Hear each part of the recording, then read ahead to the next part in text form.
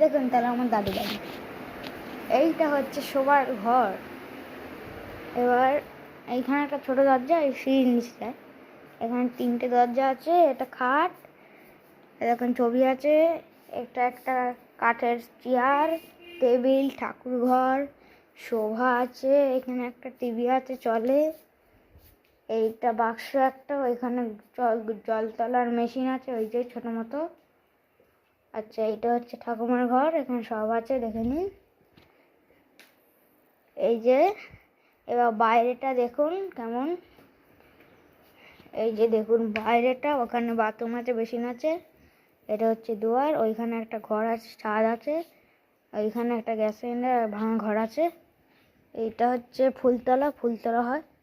আর ওই যে ওই ফুলটা দেখছেন, ওই যে হ্যাঁ ওইটাই, হ্যাঁ ওখানে পায়রা থাকে দেখছেন তো, হ্যাঁ। এই দেখুন এটা হচ্ছে রান্নাঘর, 3টে দরজা আছে, এখানে একটা টেবিল আছে সেট করা, পুরোনো কিন্তু সেট করা, সব টেবিল আছে পুরোনো, 200 বছরের বাড়ি তো।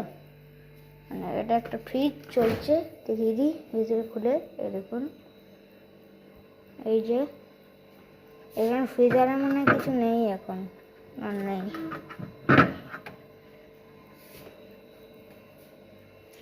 এই দেখুন দেখে নিলেন। এবার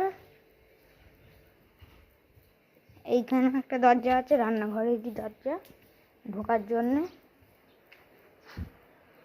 আচ্ছা এবার চলুন, এটা একটা শোভা আছে, এই যে এটা একটা টেবিল, এই দরজাটা লাগলাম।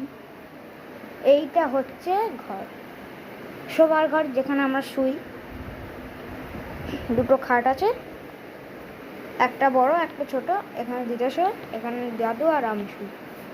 ওই যে আমার বালিশ, আর এই যে সাদা বালিশটা দেখছেন ওটা দাদু, আর এইটা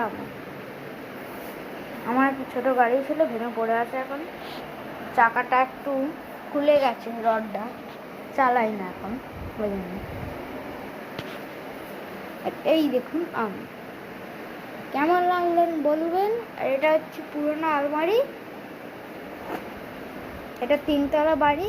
এই দেখুন ছাদে যাওয়ার রাস্তা, মানে এটা 2তলা যাওয়ার রাস্তা, দাদু তবলা বাজায় তো, ওপরে তবলার ঘর আছে, অনেকগুলো 3টে ঘর আছে, তার উপর ছাদ আছে।